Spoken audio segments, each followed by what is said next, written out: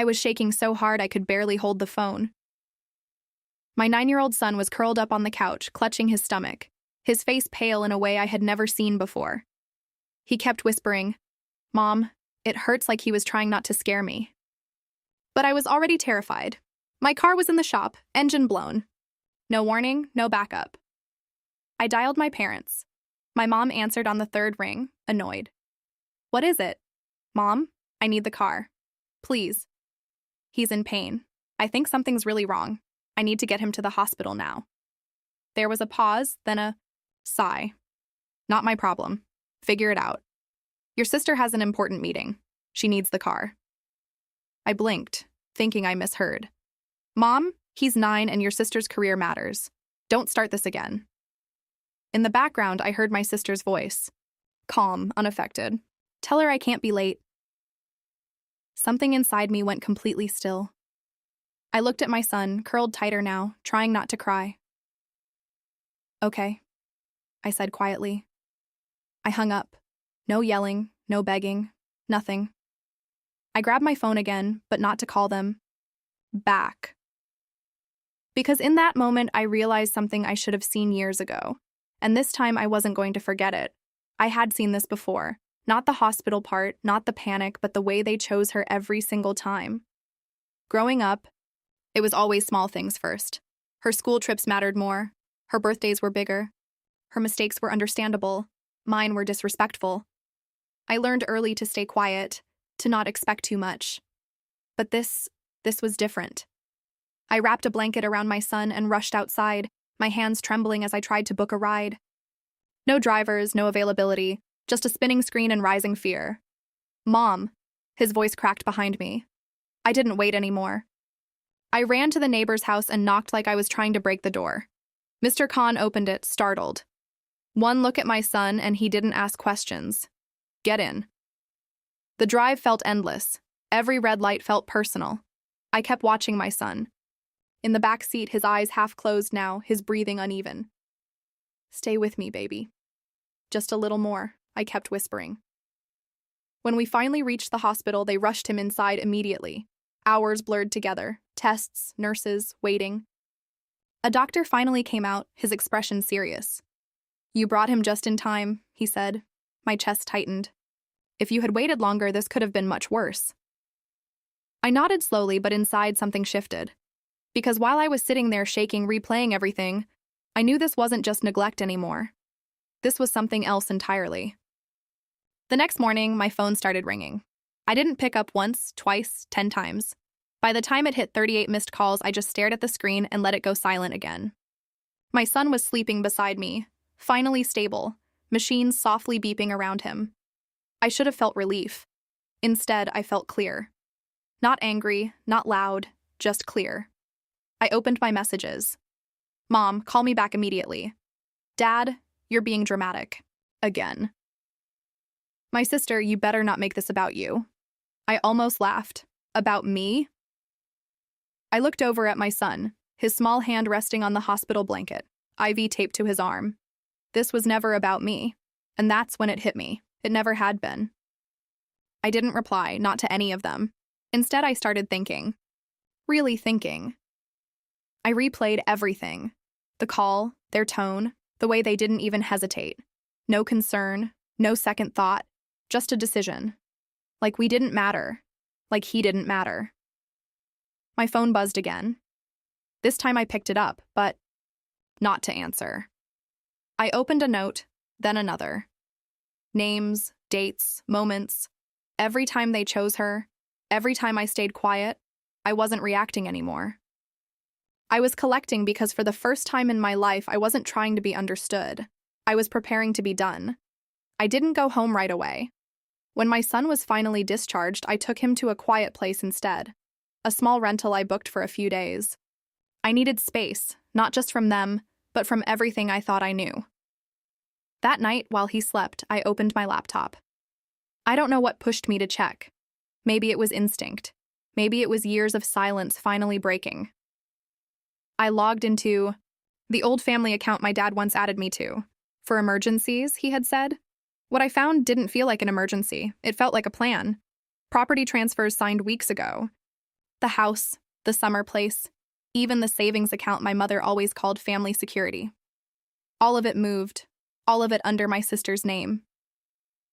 I stared at the screen, reading it again and again, like maybe the words would change if I blinked enough, but they didn't. There were notes too. Short, cold. Better to secure everything early. She'll understand eventually. My chest tightened, but no tears came because suddenly everything made sense. The dismissal, the tone, the way they didn't even pretend to care. When my son needed help, they already made their choice. Long before that phone call, long before that night, I closed the laptop slowly and leaned back in the chair, staring into the dark. I wasn't shocked anymore. I wasn't hurt the way I used to be. This time, I was certain this wasn't neglect. This was betrayal planned, signed, and sealed. And now, Garum, it was my turn to respond. I didn't confront them. Not that day, not the next. I let them keep calling. 38 turned into 50, then 60. Voicemails stacked up. My mother sounding irritated, then worried, then suddenly soft. My father tried authority first, then concern. My sister, she never apologized, not once. Good. I needed them exactly like this, comfortable in their version of the story. I sat at the small kitchen table, laptop open, papers spread out like pieces of a puzzle. Every document I found, I saved. Every transfer, every signature, every date. I wasn't guessing anymore. I was building something. A case I reached out quietly. Legal consultations, financial records, background checks. I didn't use my usual accounts. I didn't leave a trail they could follow. They thought I was emotional. Broken, still waiting for their approval. That illusion was the most useful thing they had ever given me. At night, I'd watch my son sleep, his breathing finally steady again. That was all the confirmation I needed. This wasn't about proving a point. This was about making sure no one could ever put him in that position again. My phone buzzed again. Mom, we need to talk now. I stared at the message, then locked my phone without replying because the truth was we were going to talk, just not the way they expected. And when that conversation happened, they weren't going to be the ones in control anymore. I chose the timing carefully. Not too soon, not too late, just enough to let them settle into their confidence, to believe the silence meant surrender. When I finally replied, it was simple. We can talk. Come over tomorrow. No anger, no questions. Exactly what they expected. They arrived right on time. My mother walked in first, already rehearsing concern. My father followed, stiff and controlled. My sister came last, phone in hand, barely looking up. I kept my voice calm. Sit. They did. For a moment, no one spoke.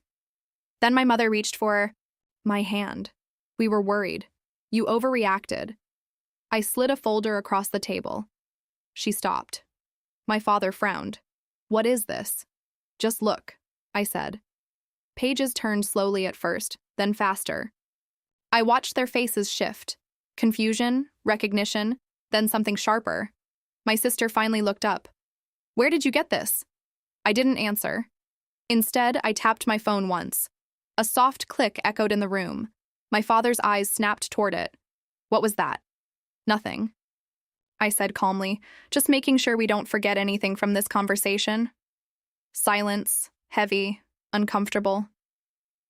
They had walked in thinking this was about emotions, about me being too sensitive. But now they were sitting in front of proof, and, without realizing it, they had already started saying exactly what I needed them to say. My father cleared his throat, trying to take control. This doesn't mean what you think it does. I didn't interrupt. I just watched.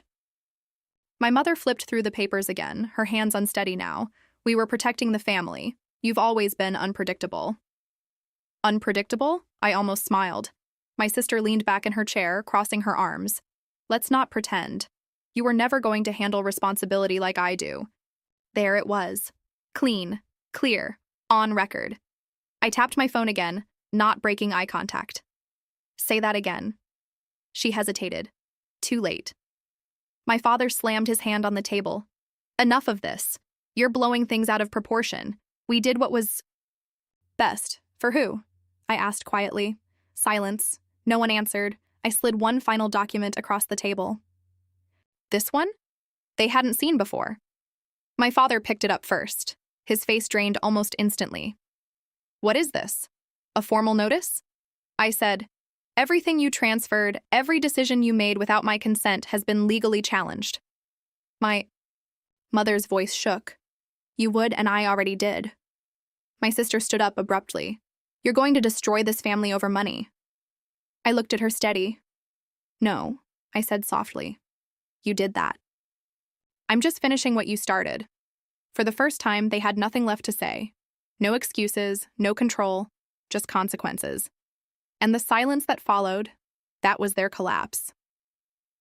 The calls didn't stop after that day. They just changed. No more authority. No more cold dismissal. Now it was pleading. My mother left long voicemails, her voice softer than I had ever heard it. My father tried to sound reasonable, talking about family unity like it was something they hadn't already broken. Even my sister called once. I didn't answer, not because I was angry, but because I was done. The legal process moved forward quietly, slowly, exactly the way it needed to. Some things were reversed, some things weren't. It didn't matter as much as I thought it would because the real shift had already happened. I wasn't waiting for their approval anymore. I wasn't explaining myself. I wasn't asking for anything. One evening, I was sitting on the couch watching my son laugh at something on TV. His face was relaxed, safe. That same kid who had whispered through pain just days before now looked like himself again. That's when it finally settled in. This was the only thing that mattered. Not the house, not the money. Him. My phone buzzed again on the table beside me. I glanced at the screen, then turned it face down. Some people only realize your value when you stop needing them. And by then, it's already too late. I didn't lose a family. I walked away from one that was never mine.